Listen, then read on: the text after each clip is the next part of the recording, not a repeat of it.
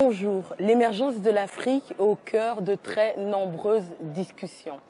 Aujourd'hui, dans notre émission Africa Europa, nous allons parler précisément de l'émergence des acteurs économiques dans l'Afrique de demain. L'émission Africa Europe continue, cette fois-ci donc avec la même configuration de notre plateau, seulement avec un nouveau venu, M. Marc Depose. Enchanté. Qui êtes-vous?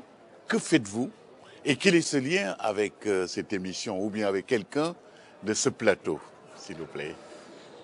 Mon nom est Marc Depose, comme vous l'avez très aimablement dit. Je suis juriste de formation, économiste de formation, et j'ai le plaisir de travailler avec M. Joël Bulelli depuis un certain nombre d'années et de participer à l'ensemble de ses projets et au développement qu'il est en train de mettre en place.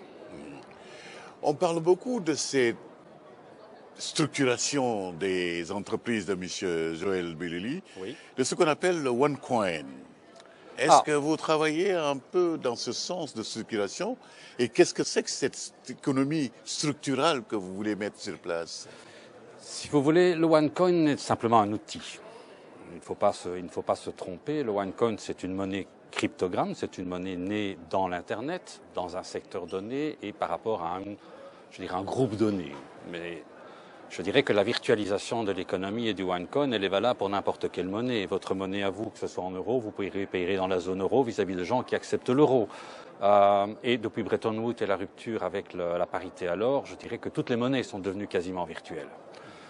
Sous cet angle-là, ce qui est important, c'est que, en réalité, l'émergence de ces monnaies deviennent des instruments complémentaires qui permettent d'accompagner, je dirais, d'affiner et de relancer des économies dans l'économie.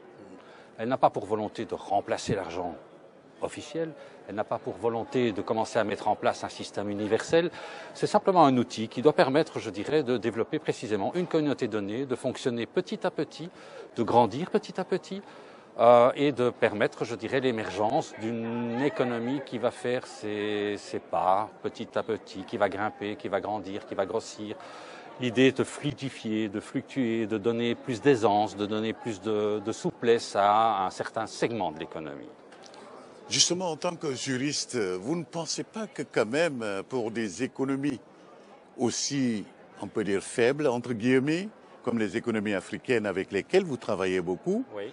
est-ce que ces pays sont prêts à intégrer la monnaie, donc le OneCoin par exemple?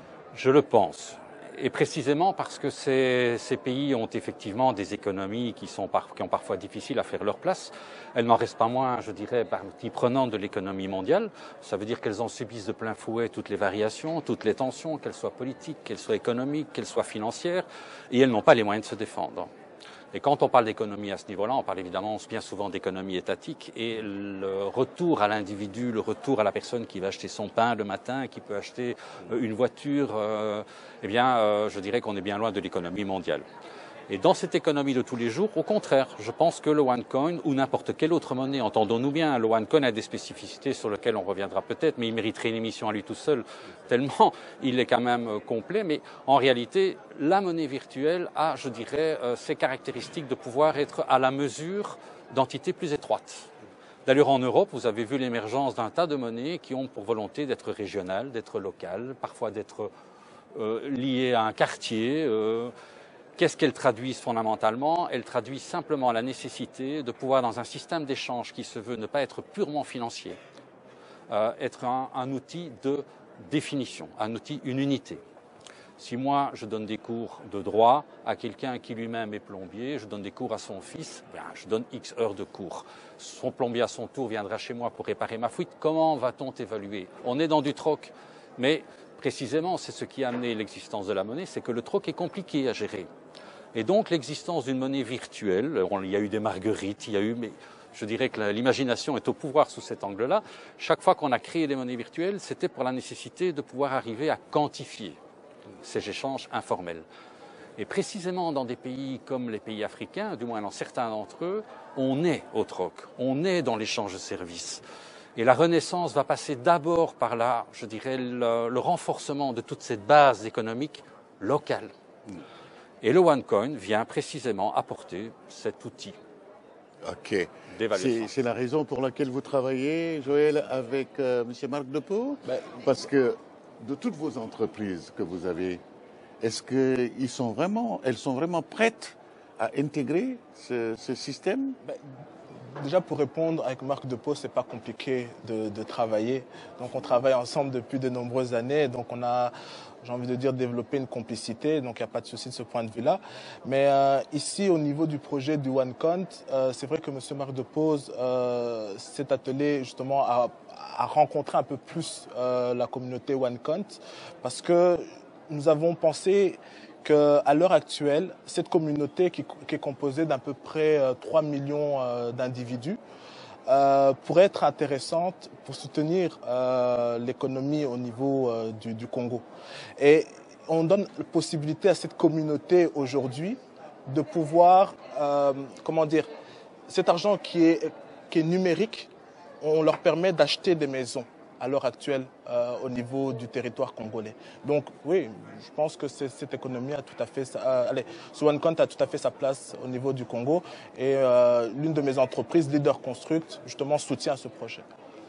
Marie de Tilly, comment présenter, après avoir entendu donc le député, après avoir entendu Nicole, Joël et Marc Depose, comment vous pouvez structurer tout cela dans le cadre de votre travail de coaching ou bien de business etiquette?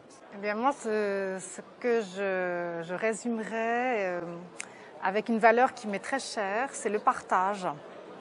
Et j'ai trouvé que justement, quand Marc Depose parlait de ce troc, je trouve que ça crée un lien.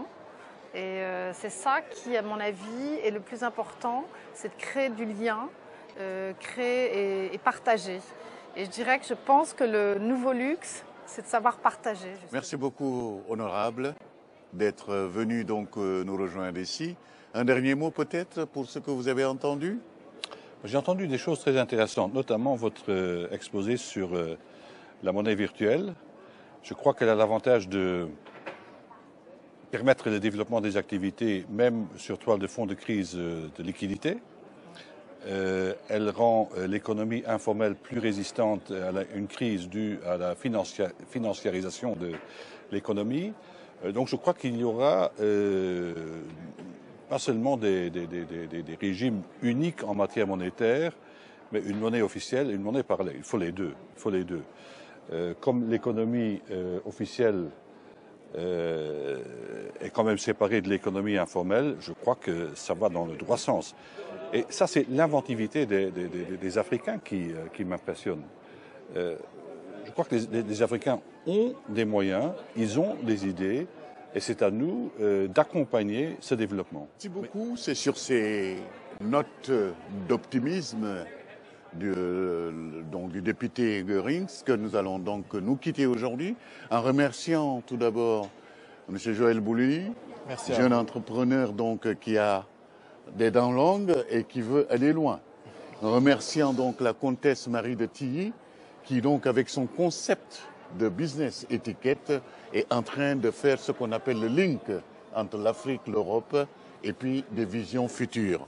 Merci beaucoup, Monsieur Depose, pour nous parler de cette OneCoin, donc la monnaie numérique, qui est une curiosité pour certains, mais qui peut être donc la valeur de demain. Qui sera un très bel instrument. Merci beaucoup, Nicole Sulu, fondatrice et initiatrice donc du Makutano, qui veut dire donc rencontre et échange. À Kinshasa, il y a eu donc en 2016. Et cette fois-ci, donc en 2017, ce sera les 15, 16 et 17 septembre à Kinshasa. Vous êtes tous conviés. Absolument. Et merci beaucoup, donc, honorable, de nous avoir accueillis dans votre maison. Avec grand plaisir. Merci beaucoup.